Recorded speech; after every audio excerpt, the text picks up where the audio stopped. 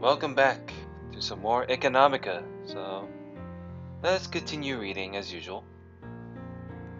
Lisa wasn't in the living room, so I guess she was in her room. I made some coffee, headed back to my room, and turned on the computer. In order to solve one problem, I had made a single move. Thus, my next move for the next problem was to take a look at the stocks. Alrighty then. However, the quiet at the church apparently was merely the calm before the storm, as they said back on Earth. Several hours later, from far away, I could hear the muffled sound of a telephone. Oh boy. Immediately afterwards, from the second floor, I could hear Lisa's hurried footsteps heading downstairs. It had been 3 hours since Lisa rushed out of the church. The day had already turned dark, and after having eaten only one steamed bun for lunch, I was definitely hungry now. The church had fallen silent, an indication that Lisa and Hagana had not returned yet. Lisa had undoubtedly left in a hurry because of Hagana. Did she perhaps get scolded by the police? But I felt that there wasn't a reason to rush like that if that were simply the case. Besides, it was Lisa's hobby to shelter people like her, so I figured she would have been calmer about it. So if that were the case, then all I could think of mere situations like Hagana's parents finding her, or her being about to get caught and needing help. And thus I was oddly worried, pacing back and forth in the living room, sneaking peeks through the curtains. The timing of the phone ringing in the quiet living room made me jump in surprise pathetically. I would have been more hesitant if Lisa's terminal had rung, but the ringing came from the phone on the wall, so I picked up after the fifth ring. Hello? Ah, Hal? I was relieved to hear Lisa's voice, but at the same time I realized she hadn't contacted me for several hours after leaving without a word, making annoyance well up in me. But before I could complain about it, Lisa continued talking. I'll be home soon, so could you start the bath for me? Huh? Make sure it's hot. Also, in the cupboard, I've set aside some cocoa, so go ahead and make some. Make it as sweet as you can. Cocoa, bath. Better yet, where are... Before I could finish, Lisa hung up. I looked at the telephone receiver I had just been talking into, and furiously put it back into place. Why did I have to take orders involving baths and cocoa without even an explanation?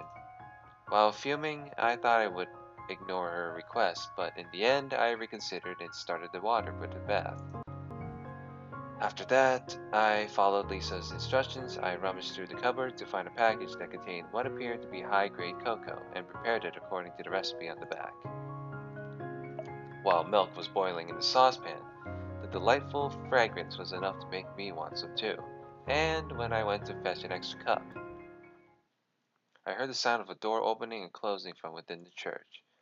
Muttering about her finally being back and sighing wearily, though I hadn't really done much of anything, I turned off the stove since the milk had started boiling. Well, the hot cocoa's almost done.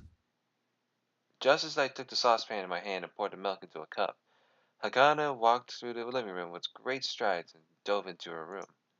That wasn't really an exaggeration, as the slamming of her door with all her might seemed to shake the church itself. Lisa froze in her tracks in the middle of the living room, looking like she was about to call out to Hagana to stop her. The always calm, sometimes dim-witted but dependable older woman was nowhere to be seen. She was so tired she didn't even notice me looking at her as her outstretched hand towards Hagana eventually faltered. And when she realized that I was looking at her, she let out a small laugh. Thinking that I might have seen something that I shouldn't have, I went back to pouring milk into the cup. Did you prepare it right? Lisa turned towards my back and said those words. Shouldn't you be talking about something else right now? That was what I thought to myself, but I couldn't outright criticize her. Probably. I see. I'm sure if I turned around, I would see Lisa with a strange smile on her face. I didn't want to see Lisa like that, so I focused on pouring milk instead. Oh, are you making two? I almost spilled the milk when I heard that. Yeah, I suppose so. Could you hand me one cup? At those words, I finally turned around, and I was startled. At first it was dark, so I didn't notice it, but it was clear that the lower part of her right eye was swollen. What happened? Huh? At my words, Lisa inspected her top and pants.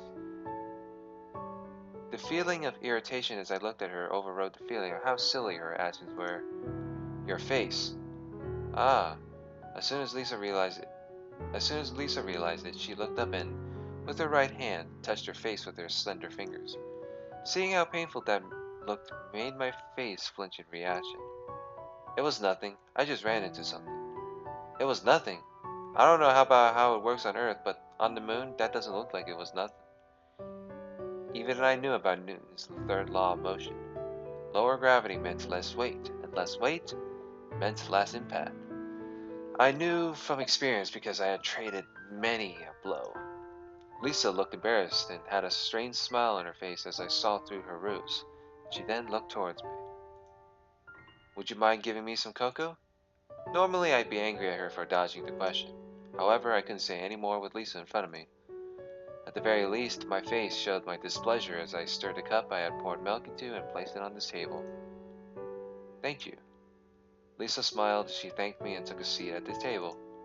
After that, acting as if she had just returned from a trip into the freezer, she held the cup in her hands, blew on it several times, and then sipped lightly from it. It was at that point that I realized I had forgotten to put sugar in, but it seemed that Lisa didn't mind it at all. Or rather, it felt like she wasn't really sensing the taste at all.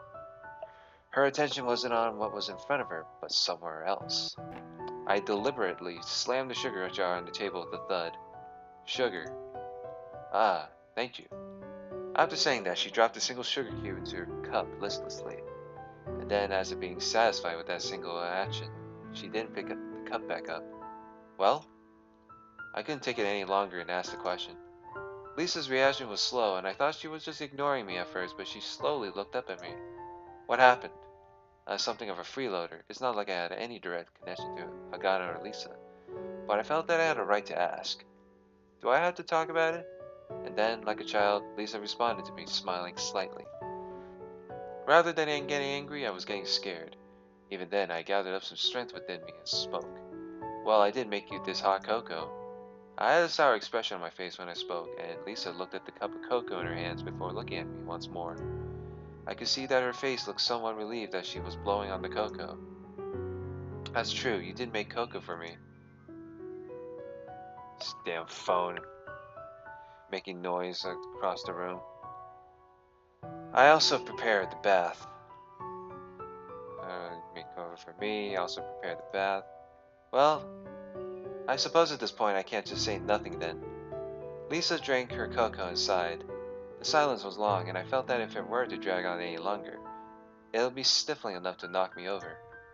Yesterday, Toyama came over, remember? Toyama? Yeah. This was the continuation of that talk. After saying that, Lisa drank the cocoa once more. They weren't words of explanation, but even without my urging, I had faith that Lisa would explain everything. Yesterday's talk was, well, I suppose you could say, simply a demand with regards to the loan. Huh? I raised my voice unintentionally in response. But I just paid the interest. Yes, Toyama was grateful for that. That was why he was so polite, you know. Now that she mentioned it, it was true that Toyama wasn't really being coercive. Coercive. Coercive, or whatever that word is. He was actually being humble and apologetic. On top of that, he even offered up a prayer to the statue of the crucified man at the altar. Perhaps he was well aware that he'd come with an unreasonable request. The loan, you see, he asked for it to be paid back in full. In full. My words stopped there as I did some number crunching in my head with regards to the financial situation of the church. The loan was at 50,000 mules with a monthly interest payment of 200 mules. However, I didn't even get back the 200 mules I had put up, given that there was no possibility of paying back the loan in full. Why do you have to? Is it written in the contract? No, the loan is indefinite. Toyama always does it like that. I can only loan money out to people I trust, so pay it back whenever you can, he would say. It sounded like a nice deal, but interest was still being collected. Hence, the situation was the same. However, Toyama did have a financial backer. Financial backer? This person gave him the original funds that let him loan out money to people. Ah, and? That financial backer appears to have passed away in the hospital, so that was the reason why Lisa needed to repay the entire amount. But on the other hand, with this financial backer dead, wouldn't that be a good thing for Toyama? The person who gave Toyama money was apparently someone he knew back on Earth, and had very uncertain conditions for borrowing, he said. And then, when he died, a relative of his from Earth arrived and sold the loan document Toyama had to someone else. Ah, I see. It wasn't hard to understand that. Yes, I can't blame those people either, but it put Toyama in a difficult situation. Up until now, it was a sloppily written contract, but because he had known that man for such a long time, they had mockingly added some extra stipulations to the contract. Toyama actually never managed to make a profit. Ah, I totally had a hunch. An unsecured loan at 6% interest isn't feasible. Speaking of which, Hal, you did mention that before, didn't you? And because of that, they approached Toyama to pay all that money back. And that total amount is well over 800,000 wools, I think. That amount of money was enough to build a nice small house in the White Belt. If you were on Earth, whether it be dollars, yen, or marks, it was a princely sum of money no matter how you looked at it. Naturally, there's no way Toyama could have all that much money. If there was someone in need who was also someone he thought he could trust, he would loan a lot out to them even when his own family's funds were running low. Thus, all Toyama had in his possession were loan contracts. So the people who pursued Toyama to return the money said that if he wasn't able to pay back the money, then they would buy back the contracts at a discount. Really? If that's really how it is, that's not too bad. I thought that for a brief moment, but when Lisa looked at me, I realized that there was more to this. So in other words, the lender changes from Toyama to these other guys then? Yes, for us the loan is indefinite, but as a precaution, the contract is reviewed every 3 years. Toyama said that if there are any issues found during that time, things will be bad. Bad? In other words, you'll have to sell everything off in order to pay it off. No response. I don't really understand, but it sounds like the court can force a disposition. In that case, no matter what assets you have, they'd have to be sold in a fire sale, so even a loan of 50,000 wools could be difficult. So that is why he asked you to pay it all back now? Exactly. He said, instead of hurrying to sell at a loss, take the time to find someone who would be willing to buy that property at a high price. Toyama honestly meant well when he came by. If everything Toyama said could be believed, that is. I wasn't going to say it out loud, though. I honestly didn't think that Toyama was a sneaky kind of guy. Of course, there were adults who possessed the down and dirty skills of deception, but if that were the case, I felt that Toyama would have presented himself in a much better light. But, and as Lisa punctuated the conversation, my mind stopped wondering. Hagana, that child is rather sharp, and yesterday it seemed that she caught wind that something was going on. And then it seemed as if she caught wind of this talk as well. In a fit of rage, did she confront Toyama then? I asked nervously, as Lisa looked like she was slipping deeper into depression. She nodded. At that moment, the image of Hagana as she came to look for Chris above the tunnel crossed my mind.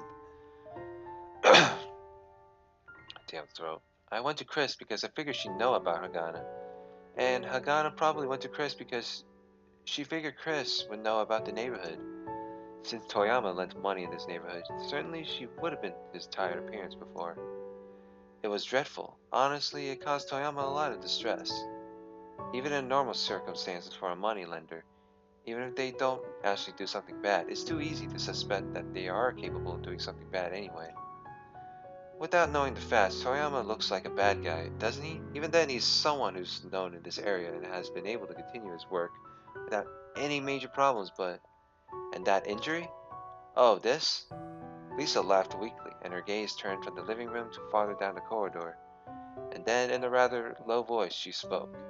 Thanks to this, I was able to calm Hagana down from her anger.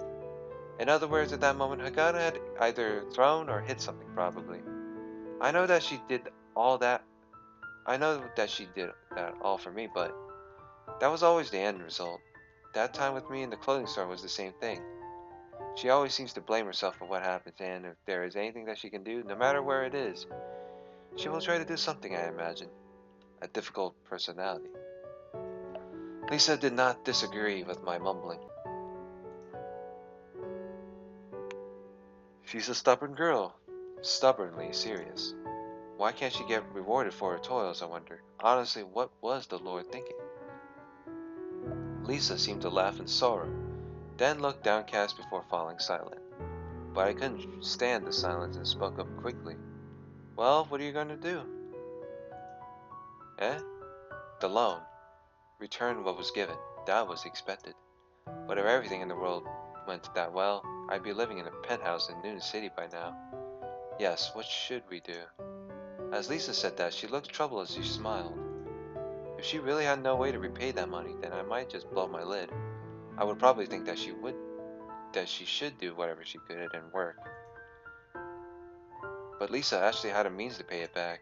If she sold off things like those books, odds are she would be able to pack, pack back.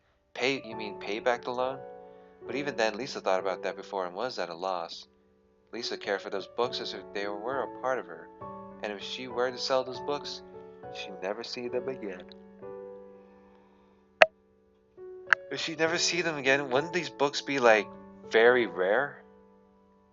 Like antique books. Studying ancient Earth religions at a top-notch university on the moon, setting up a church, a relic from centuries past, sheltering runaways and those that have nowhere else to go, reading hundreds-year-old books from Earth about God on rainy days. Those were things that she enjoyed doing. For someone so unsuited for the moon, Lisa was very mature. Besides, if I were to make a list of people I could rely on, I'm sure Lisa's name would be propelled to the top. Even so, that same Lisa gave a troubled smile. There was no doubt Hagana ran over to Toyama's place and lashed out insults at him. If not that, then perhaps she pressed the point of selling herself off. As it was Hagana we were talking about, either possibility was believable. Lisa wrapped her hands around the cup of cocoa I poured for her, tilted it slowly and sipped on it. Cocoa always tastes good. Somehow those empty words were gut-wrenching to me. Did you prepare the bath as well? Just as you asked me to. Thank you. I guess this is the part where I am supposed to tell you and Hagana over the phone to remember to eat and get along with each other. Huh. It wasn't a joke worth laughing at, so I just let out a snort of discontent. It didn't seem as if Lisa wanted to laugh either, and she put down the cup and stood up. Thank you very much. There's another cup. There's another cup left. Hmm. Lisa paused for a moment and laughed slightly as she shrugged her shoulders. I don't want to get fat. Oh, I hope you don't mind if I use the bath first. Huh? No, that's fine by me. I'll be angry if you peep. Of course I won't. Wow. I reacted reflexively, and only then did Lisa laugh happily. Leaving behind that smile, she went towards the bathroom. It seemed that her manner of walking had a listless, forlorn manner to it. With a thud, the door closed, and I stared at it for no real reason. When I heard the door to the bath open and close, I averted my eyes from the door as if a surveillance camera was looking right at me. My eyes then turned toward the single cup left in the sink. It had already started to cool down as the thin layer was floating on top of the milk. What was Lisa going to do after this? What was going to be done was already decided. Without a doubt, she was going to sell those books. The answer was decided from the beginning. All that was left was a question of when she committed to it. Since it was someone else's affair, I could say it like that. I was aware of this. That is why it was no surprise that Lisa was in the bathroom crying. I've heard from the ruffians in my hometown that the seaside, or even a bathroom, was a suitable place for an adult to cry. Was there a good resolution to all of this? Probably not, I suppose. If there was, then it would have definitely been carried out already. Otherwise, there would be no reason to suffer a slow death, paying interest every month. Paying off the principal would eventually pay off the loan, but if one simply paid the interest, then the loan would never go away. Any grade schooler knew that. However, Lisa had trouble paying the interest, and I had to step in the end. Thus, she had no choice but to rely on the final option. Lisa had to sell a part of her. It was better than Hagana selling off her entire body. That was probably how she convinced Hagana, I imagine. Much like Earth, the moon was also a place where only the strongest survived. On the moon, they were able to take a place that didn't have any signs of life and forcibly build a city on the surface. So there really wasn't any allowance for doing anything half-hearted. Space was cold and dark. I wonder if Hagana was crying. Perhaps she was. She was probably blaming herself. If I were in their shoes, it would definitely be quite painful. Lisa was a good person, and that made it all the more painful. Toyama had said that Hagana didn't care about Lisa just because she'd given her shelter. I had a feeling about that as well. If it was concerning anyone else in Lunar City that was as loony as Lisa, I wouldn't care as much. 50,000 mules. I mouthed that amount of money once more. 50,000 mules. While staring at the cooling cocoa in the sink, I wanted to curse God if he existed. 50,000 mules.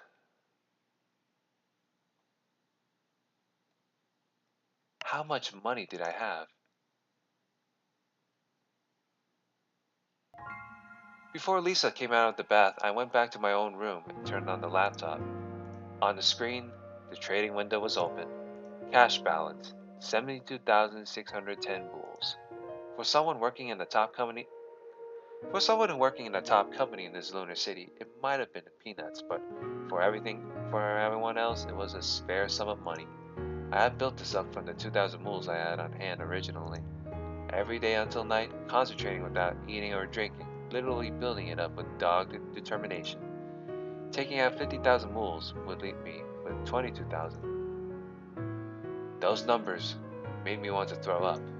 When I don't even want to spend a few dozen mules, was there any need for me to give 50k mules for someone else's sake? Just what did Lisa mean to me? Of course, I owed her for saving me from the police, but that was it. Even though I'm living here, I'm properly paying for that right. So even though Lisa really was in trouble, there was absolutely no reason why I had to part with my own money. On top of that, Lisa had a way of paying back the debt. Sell the old books in her room, that would be all it took. Despite all this, I couldn't shake the mental image of Lisa being that exhausted. For the first time, I learned that watching someone have to part with something truly dear to them could be physically painful for the watcher themselves. And that was why I stared at the laptop screen, unable to move. In my hands was a way to rescue Lisa from her plight. Furthermore, I even had a reason to give it to her. She had said that after selling those books, she would never be able to get her hands on them again. But in my case, that wasn't true. If my investment methods were truly great, if they'd bring me results befitting my dreams, then giving away 50,000 mules wouldn't be one bit of a problem. Just grow the remaining amount like crazy. A few years later, 50,000 mules would be merely something to sneeze at. With the 2,000 mules I had, I grew it 35 times to 70,000 mules in 3 months. If I have faith in the correctness of my ways, then I shouldn't be feeling this hesitation at handing over 50,000 mules. That means that the thing making me hesitate was either wretched stinginess or a lack of faith in my investment methods. I was supposed to have decided that if I couldn't fulfill my dreams, there'd be no point in me living. And yet, even though I was on the verge of declaring that I could not fulfill my dreams, I was losing my nerve. If I couldn't just casually pop up to 50,000 mules, then it'll all be a lie. I'd be a liar. In front of the laptop, I tightened my hands into fists. I ground my teeth at just how pathetic I was. It was enough to make me want to cry. Are you really that small a person? Some punk who only knows how to pick up pennies? I berated myself with those insults. I looked up and looked listlessly around the room, so much that you'd think the right answer was hidden somewhere in there. No, I knew that the right answer was, and I just didn't have the guts to take the plunge. And then, when my line of sight fell on the divider between this room and the next, I recalled Hagana. Hagana had the courage to take the plunge. She had the courage to say, buy me. Moreover, saying it not like some sheltered, self-centered brat, but as someone who had really been sold to Earth. As someone who knew exactly what it meant to be sold. She had the courage to step into that hell once more. But Lisa would never accept that. Hagana probably really felt that if only Lisa could be saved, then whatever happened to Hagana herself was acceptable. I thought compared to Hagana's troubles, my dilemma was a luxury. I recalled the exchange we had in the living room when I had thought to make peace with her. We are doing all that we can to survive. Hagana's words struck me once more in the chest. Was I doing all that I could to survive? Was I doing things to the limit of my abilities? That was the moment. That was when I remembered the investment contest. Prize money. Dashing to the Economic Research Center's homepage, I logged in and looked at the summary. For the top-ranking people, there were prizes. First got 200,000 moves, second got 50,000, and third got 30,000, while fourth and fifth each had 20,000. Getting second would be wonderful, and even third would be a great help. But what moved my heart was the existence of the investment contest itself. Even if I lost at the contest, it wouldn't affect my wealth. The contest was like a free lottery.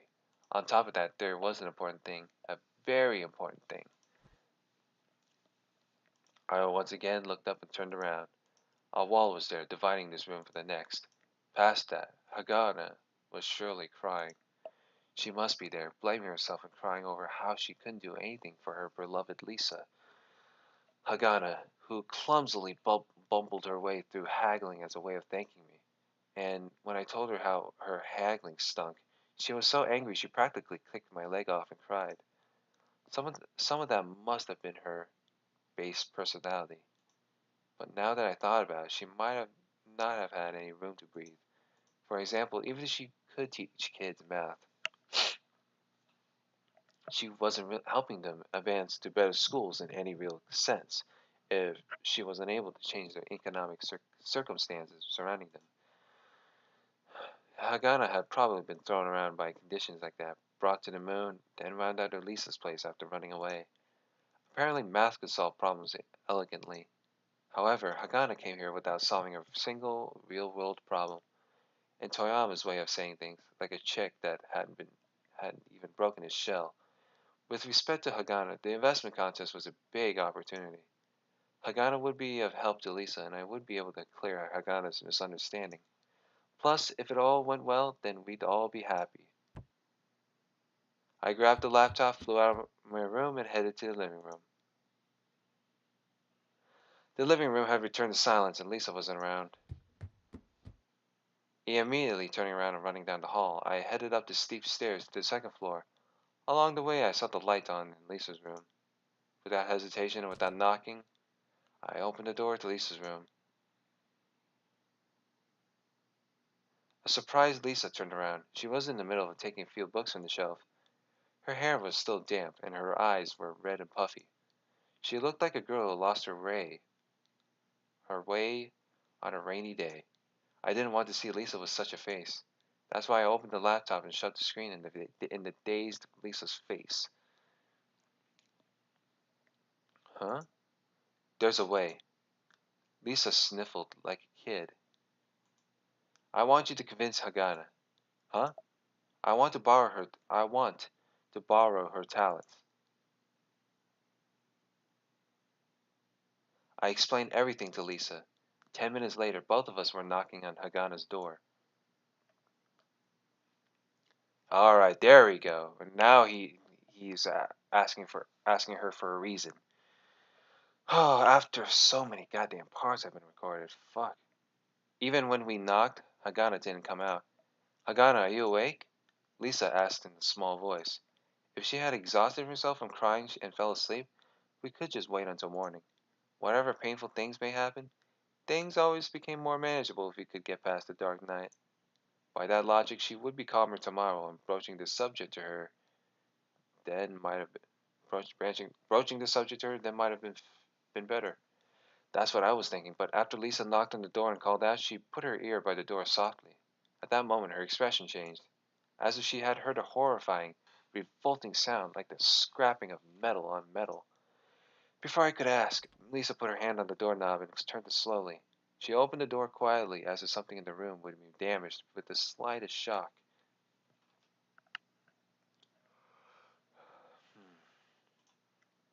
The door slowly opened and the light from the hallway flowed into the dark room.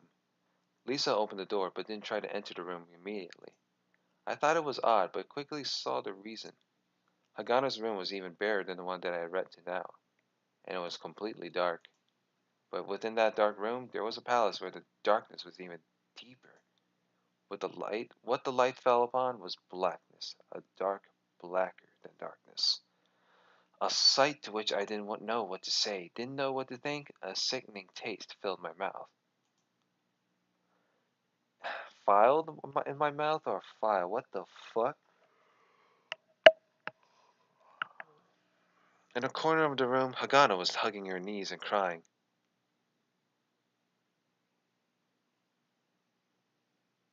Hagana. When Lisa finally called her name, Hagana's body shook like an absolutely terrified child. Hagana, I have something to talk about. There was no further reaction to Lisa's words. It seemed like she was trying to shrink her already slender body down even more, hugging her knees desperately and burying her face in them. From the looks of it, instead of crying out to sadness, it seemed more like she was crying out of anger. Squeeze down, shrink even more. If only just didn't exist in the first place. That was the kind of anger I felt from her.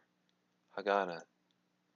Lisa spoke softly and slowly stepped forward. It wasn't a big room, so she was in front of Hagana in a moment. Hagana's body quivered, then it changed position. I had thought it was impossible for her to get smaller, but she pulled her feet in tightly, pulled her head even more, and then moved her arms from her knees up to cover her head. So, huh? I'm so. Hagana was shaking so much that I could see it all the way from the door. Lisa's profile hardened, harder than if you had shouted any insult in the world at her. Lisa was furious, but she wasn't angry at Hagana. Just by looking at Hagana, I could understand, in a way. She was in a corner of the dark room, protecting her head, visibly shaking. No matter how angry Lisa was, Hagana should have known that there was no need to be this afraid. Even Chris, of all people, probably hadn't been this terrified. Hagana had lived a life where she had to tremble in the corner, protecting her head if she made any sort of mistake. Hagana hadn't raised her head and didn't seem to realize that the person in front of her was Lisa. She simply continued to apologize, so desperate the words wouldn't come out. What Lisa was probably angry at was the rain of misfortune that had come down upon Hagana. Lisa crouched down in front of the terrified Hagana, sensing that Hagana plunged back. Even though there was nowhere left to retreat, she pulled back. Lisa gently grasped Hagana's thin wrists and then wrapped her hands around her shaking fingers.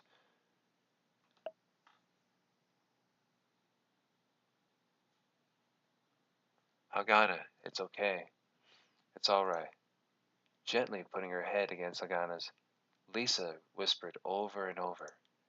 It seemed like each time Hagana said that she was sorry, Lisa would say that it was all right. Calm down? She murmured softly in Hagana's ear. Somehow she even seemed to be smiling in enjoyment. Hagana was making sobbing sounds. Lisa didn't rush. Eventually, Hagana's small head moved. Her teary eyes peered through her disheveled hair. Hagana, do you know who I am? Lisa asked. Hagana stared at Lisa with a teary, exhausted face. Eventually, with fresh tears overflowing in her eyes, she nodded slowly. That's a good girl. Saying that, Lisa embraced Hagana's head. I'm sorry. Hagana repeated herself again, but not in the childlike way she had before. It was a clear, more well-defined thing. Okay, Hagana, to be honest, your elbow really hurt. The bruise on Lisa's face was apparently from Hagana's elbow. She must have struck with quite a bit of force. But that was something like an accident. I'm not angry. But it's true that I don't approve of going to Mr. Toyama without thinking about the consequences, along with what you did there. Nothing that he said. Hagana fell silent, but it was different from when she had been terrified. While she was in Lisa's arms, the fact that Lisa wanted to make an excuse was apparent even to me. Thanks to the situation, even Lisa smiled wryly as she held Hagana. But that was something that you did for me, right? Lisa asked as she once again embraced Hagana. The darkly dressed small girl in Lisa's arms nodded repeatedly, like a heartbeat. Those feelings made me happy, very much so. Hagana looked up, and Lisa met her gaze full on with a smile. Hagana had calmed down for the most part, but now once again burst into tears. Lisa cradled Hagana's head gently against her chest. Hagana, Hal's by the door. If you cry too much, he's going to notice. Exclamation mark. I saw her shrink down in Lisa's arms. You're using me for that? I glared at Lisa, but she only winked at me out of the corner of her eye. Unable to object, I hid myself by the side of the door. And also, Hal's got a few things he wants to talk to you about. Wow, nothing to be said, huh? Huh? You shouldn't say that. I couldn't hear it, but apparently Lisa heard something. It was probably something like that, like she had nothing to say to me anyway. I heard that you said terrible things about Hal. Nothing that he said. He was really hurt by that. While explaining the investing contest and the possibility of using Hagana's talent in math, I had also told that whole story. If she thought that I was some worthless punk who never worked and stole money from houses, this whole plan wouldn't even stand up, not to mention my pride. However, I was silently cheering on Lisa to say more. Hagano should learn that her words could hurt other people. Plus, I heard that all of that was a misunderstanding on your part. Lies. That word I could clearly hear. Right after, I heard Lisa laughing lightly. Hagana, you're surprisingly childish, you know that? Lisa was very good at jabbing at a person's pride. Just maybe, I might not have to sell my books. What? Thanks to Hal. From the sound of cloth rustling, I knew that Hagana had raised her head. Along the way, you could almost hear the sound of her face scrunching up at Lisa's words. Hal seems to be working properly. Well, I wonder if it's called work. I don't really get it, but in any case, he's earning money. Quite a bit of it. Really? Really. Even I'm a bit surprised. It was quite a bit of money. So it seemed Hal was afraid and didn't say anything. Ah, he could have spoke sooner. I mean, I'm not even kidding now. I mean, I don't know if his stock market thing is part of it's either a hobby or a job. But he was so hesitant. Feel me? But whatever, let's continue. Well, it makes sense. If you can't trust Hal, then he can't trust you. Do you understand what I'm saying? When I peeked in the room, Lisa was combing Hagana's hair with her fingers while caressing Hagana's stubborn face. But Hal said that he'd lend us the money he worked hard to gather. Under under certain circumstances. A whole 50,000 moves, you know? At Lisa's words, Hagana made a pained face. Hagana had thought that she wasn't able to gather that sort of money by herself, and had no choice but to sell herself. But as you know, Hal's got that rather level-headed personality, so there are conditions. Nothing to be said. It's that you lend him your skills. Huh? Hagana was clearly surprised. Her eyes had been on the verge of sleep as Lisa brushed her hair, but now they were wide open. Do you understand? Hal is saying he wants to borrow your skills. Mine? Yes, your skill at math. If Hagana had been quite literally purchased from the earth and brought here for her math abilities, then the proposal was a very awkward one. But I had absolutely no intention of saying I wanted to buy her powers. Lisa had also confirmed that point very thoroughly with me. Oh shit, my throat. It seems that he had wanted to say it much sooner, but you got furious, shouted, and kicked him in the leg, so he couldn't say it. Wanted to say it much sooner, so he couldn't say it. Well, he's very. I could tell why he was so hesitant. He's just concerned. I don't know. Hmm. Nothing to be said. Hagana sulked childishly and looked down. Lisa laughed, and her gaze drifted up until. Well, and Lisa laughed, and her gaze drifted up while still keeping her head down. I don't think there's any other conditions than that. Hagana, someone truly needs your one best skill. and that would save Lisa and moreover be useful to me, and probably would even save Hagana herself.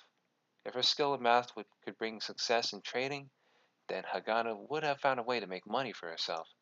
It was the same as attaining a tool to solve many of the problems that caused her all this pain for so long. Hagana. Hagana slowly looked up when Lisa called her name. What would I do? What? Um. There, Lisa's words hesitated.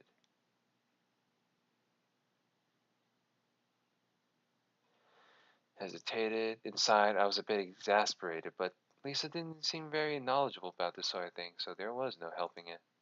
Hal! Lisa called out. As I sat next to the doorframe with my back to the wall, I answered her. What? Explain things to Hagana, please. At Lisa's words, I half rose, then stopped short. Does that mean I can go over there? Hagana probably didn't want me to see her teary face.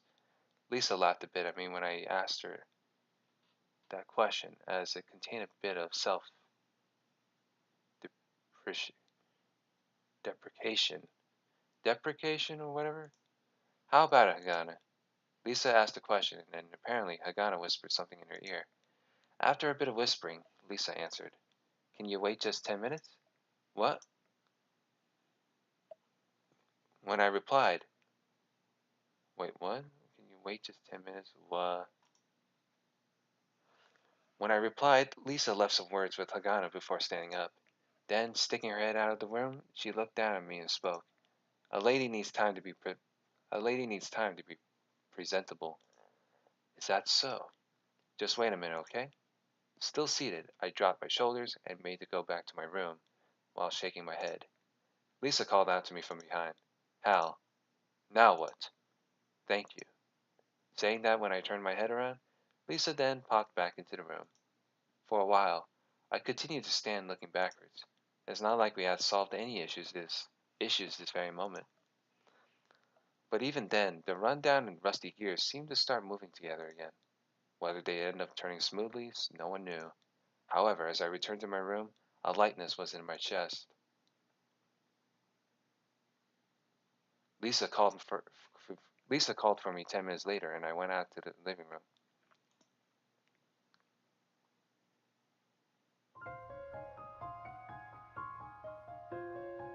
I'm sorry. Those were the first words said to me the instant I returned to the living room and faced Hagata with the table between us. It was so sudden I forgot to breathe. Her eyes still had some traces of her crying, and her lips were still somewhat sullenly tight with stubbornness. Hagana didn't look at me and stared at the table, but I clearly heard her say she was sorry. When I looked at Lisa haltingly, she had a satisfied smile on her face. I apologized. When Hagana finally opened her mouth, that was what came out.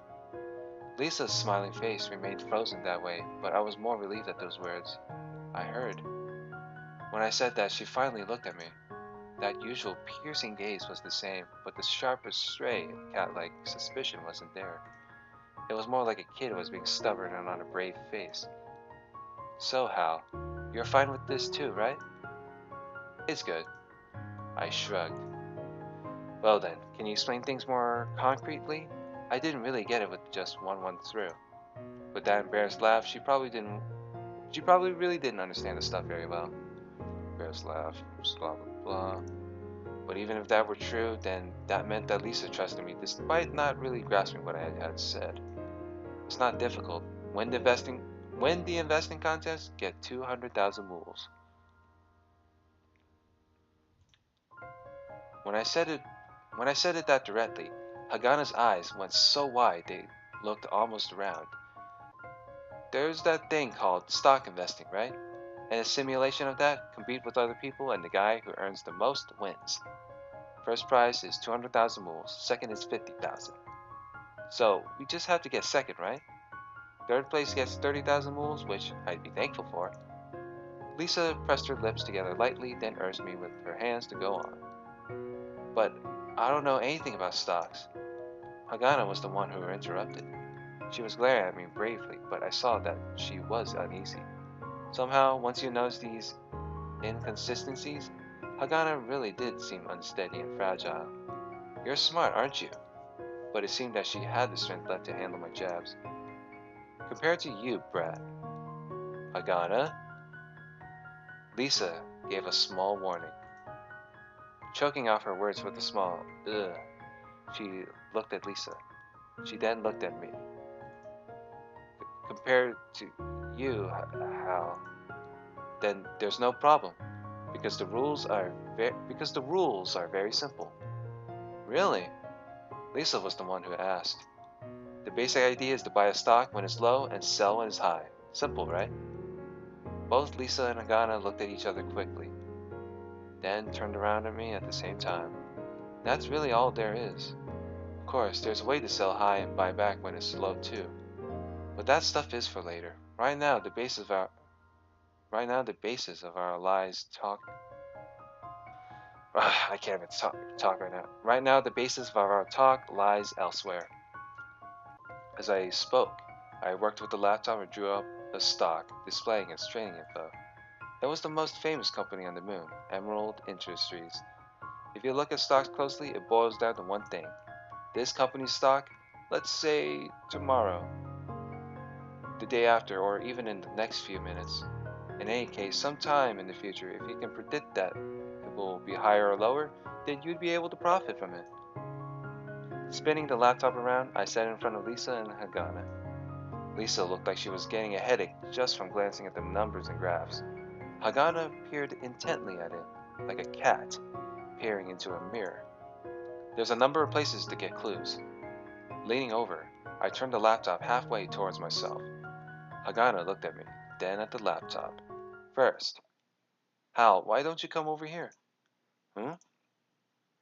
Well, isn't it hard to explain like that? Saying that, she got up from her chair and walked to the other side of the table, that is to say, my side, and sat next to me. I'm just absolutely no good at this stuff, Lisa said with true distaste. From some weirdo who came to the moon to learn about religious history, she probably didn't mix well with the moon colony's biggest alchemic art. At the very least, listen.